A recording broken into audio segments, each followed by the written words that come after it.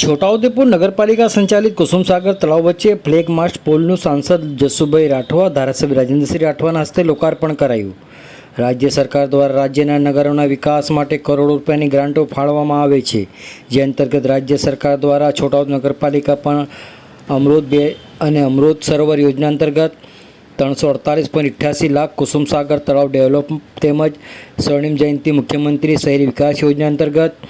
રૂપિયા 11.21 લાખ કુસુમસાગર તળાવ વચ્ચે ફ્લેગ માસ્ટ પોલ માટે આપવામાં આવ્યા હતા, જેનું કામ પૂર્ણ થતાં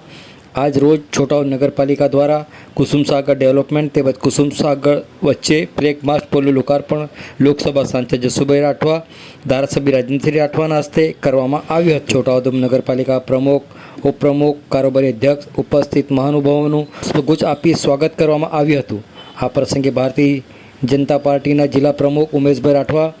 પૂર્વ રેલ રાજ્યમંત્રી નારાયણભાઈ રાઠવા, નગરપાલિકા ચીફ ઓફિસર ભાવિક બરજોડા, નગરપાલિકા પ્રમુખ મંજુલાબેન કોલી, ઉપપ્રમુખ પરવેજભાઈ મકરાણી, કારોબારી સમિતિના અધ્યક્ષ અલ્પાબેન શાહ તેમજ છોટાઉદેપુર નગરપાલિકાની વિવિધ સમિતિઓના ચેરમેનશ્રીઓ, સભ્યશ્રીઓ, નગરપાલિકાના કર્મચારીઓ તેમજ નગરજનો મોટી સંખ્યામાં ઉપસ્થિત રહ્યા હતા। આવો સાંભળીએ આ અંગે લોકસભા સાંસદ જસુભાઈ રાઠવા શું કહી રહ્યા છે, સાંભળો તેઓના મુખે। આજે છોટાઉદેપુર નગર માટે એક ઐતિહાસિક દિવસ છે,